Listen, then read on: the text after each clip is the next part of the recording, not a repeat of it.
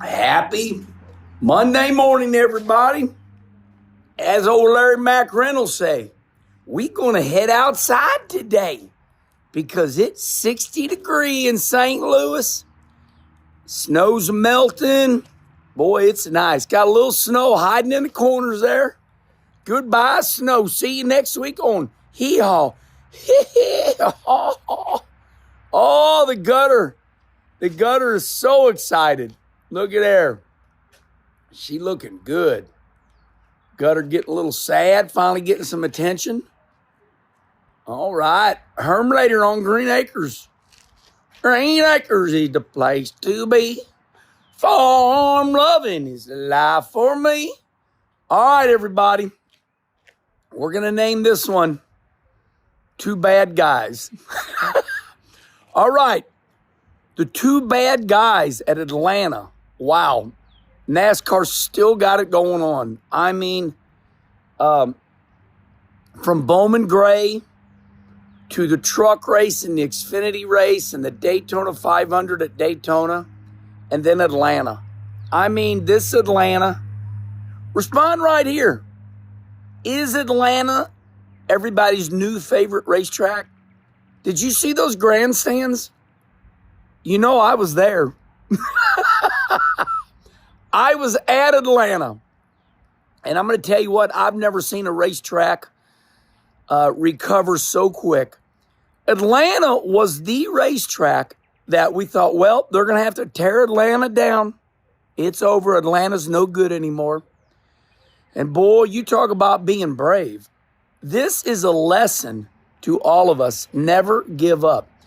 I don't know the names of the people that decided to come up with this new design.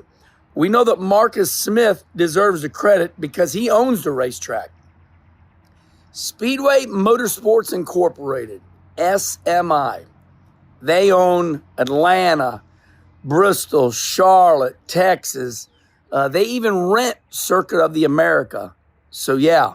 They rent Circuit of America. They run out there and, Loudon, New Hampshire and Sears Point, so on and so forth.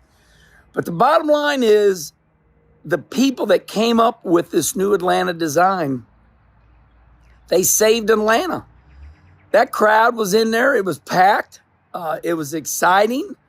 But we still have two bad guys.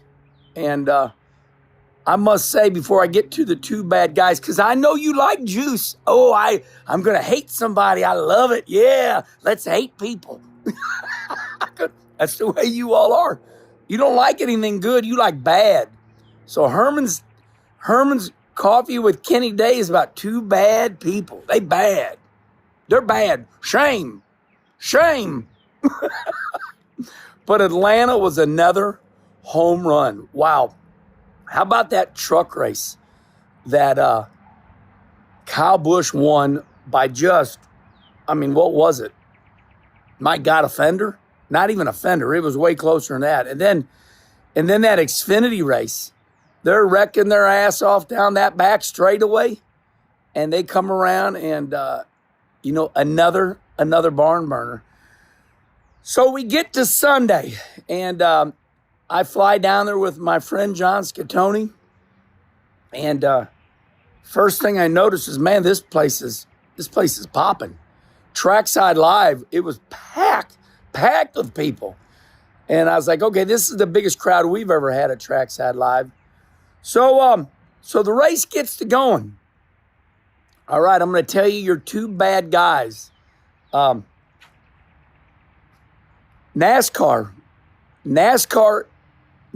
is bad. Shame on them. Let's whip them with a wet noodle. Okay, let's whip them with a wet noodle, and here's why. Let me take a drink of coffee before I tell you why they're bad.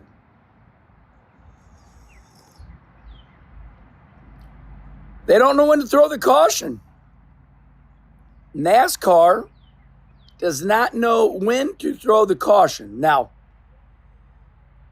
let's go back to Daytona, and I'm going to put this in chronological order because I'm right. I'm right, okay? And I know I'm right, and I'm going to tell you why right now. we're at Daytona, and on that Thursday, the drivers are from here. They're from here to my gutter, from the start finish line, and they're wrecking. And it makes no sense to throw a caution because you're from here to the gutter. The wreck's already wrecked. So let Eric Jones win. Let Eric Jones win in the 43 Richard Petty number, because that's what we all wanted, right? We wanted Richard Petty to win in the number 43 legacy car owned by Jimmy Johnson. Well, NASCAR said, no, we're going to throw the caution right before the gutter, and when we get to the start-finish line,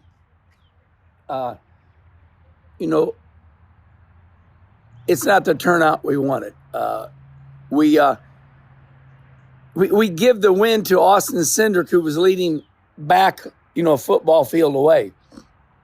So that was complete drama. The fans were pissed. Boo! NASCAR, you should have never thrown the caution. So then, a handful of days go by, and NASCAR says, now here's the problem. I read everything. NASCAR says, boy, we made a mistake. We should have never thrown the caution. And we're all right. We're like, right. NASCAR said we should have never thrown that caution in that twin. And we're all like, right. Okay, we like NASCAR because they get it. They listen to us fans because we're customers always right. Then we go to Atlanta. We go to Atlanta, right? And the Xfinity race Saturday night. They're wrecking their ass off down that back straightaway. And if you're ever going to throw a caution, you should throw it now, because here's why.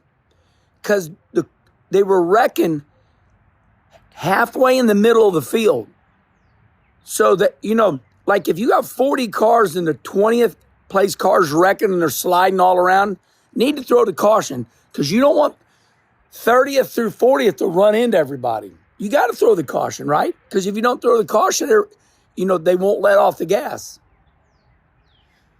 So listen to this story. This is pretty wild. I know some things you don't know. So in the drivers' meeting on Sunday, somebody stands up and says, all right, gentlemen, we messed up in the Xfinity race yesterday. Don't get used to that. We should have thrown the caution. But they allowed the Xfinity cars to come around, no caution. And we're thinking, boy, this is getting stranger by the day. They throw the caution at Daytona. They don't throw the caution on Saturday night. And somebody stands up in the drivers' meeting. You can say his name right here. I'm gonna call that person NASCAR. And NASCAR gets up in the drivers' meeting Sunday in front of the Cup guys and said, okay, guys, it's a new day. Don't get used to what we did yesterday, because we should have thrown the caution in the Xfinity race, because the wreck was like 20th place and 20 other cars had to run through the wreck. Watch it. Watch the replay. I was there. So everybody's like, okay, we throw the caution at Daytona. We didn't throw the caution. So you see what's going on here? All right. Now let's go to the biggest race of them all, the Daytona 500, the Atlanta race, the Cup race. We got the biggest rivalry in motorsports, but a fun rivalry. Kyle Larson said at the Chili Bowl, I don't like running second. I don't like running second to Christopher Bell. They're side by side, and we're going to talk about this bad guy. So Carson Hocevar gets this run and knocks the hell out of Kyle Larson, moves him up the track. Now we're 3 wide coming again. We're 3 wide at Atlanta. This is why this is the greatest. This is the greatest racetrack in NASCAR right now. Now we're 3 wide, but hold on. Whoa, back behind us, in the middle of the straightaway, but somewhere, in the middle, not middle of the field, somewhere, they start wrecking their ass off, and it's a good one. And they throw the caution.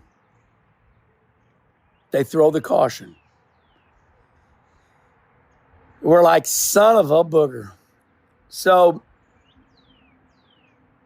it's like we didn't want the caution to fall. You know, so NASCAR right now is wishy-washy.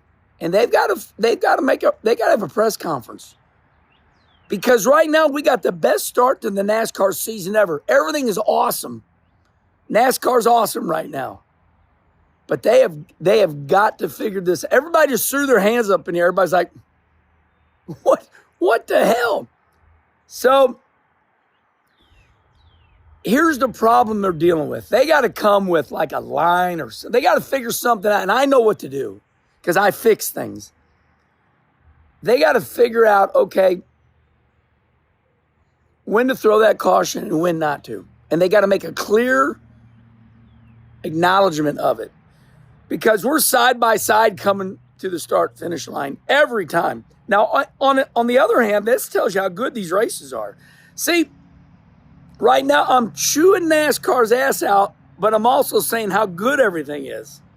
My God, it can't get any better right now. But they are so inconsistent with these caution flags. Get your together, guys. Get it together. All right? Throw the caution at Daytona. Don't throw the caution in the Xfinity race. Throw the caution. So I love y'all, but you got to get together. It's like Brother Rusty telling me, Herman, this is constructive criticism. Constructive criticism. All right. Carson Hocevar. Young kid. Roughing the veterans' feathers up, and boy, they don't like it. Of all people, Ross Chastain going to have a talk with Carson Hocevar. It was 3 years ago that the whole field was ready to kill Ross Chastain. And I done the video behind the house at the swimming pool. And Ross Chastain come up to me at St. Louis. He said, I don't want to have to be part of another video out by the swimming pool, Herman. Remember when Rick Hendrick was mad at Ross and he was just having a good old time ruffling feathers up? Now our next superstar is Carson Hocevar. So Kyle Busch said Carson Hocevar is fast, but his moves were too close. Like Kyle said, I had to let out of gas. I had to let out of the gas. He blocked me. So now everybody's mad at Carson Hocevar. My message to Carson is this. This too shall pass. But you got to listen to him. Because I pissed people off too. You're new and you're up front. And they're like, who the hell is this 77? He's never up here. Why is he up here? You're running good now, Carson. You have arrived. And you're going to piss the front runners up because you taken one of their spots. So just be respectful. Ross is driving good now. He's one of the veterans. So listen to Ross. They're all gonna try to make you feel bad, but that's only because you taking their money from them. All right. That's all there is to it. It's short and sweet about Carson. Carson Hocevar has arrived. He's been fast. That team's got it going on now. And, we saw Carson, what was it, last year at St. Louis. We're like, damn, this guy's fast. And now they're starting to put it together. So congratulations, Carson Hocevar. Take the ass chewing. Say, yes, sir, and go out and keep running up front like you're doing right now. But you got to listen to them. But they've all been through what you're going through. All right. Boy, those two bad people. Shame. But NASCAR's got it going on right now. They are the show. You know, I can tell there's a lot of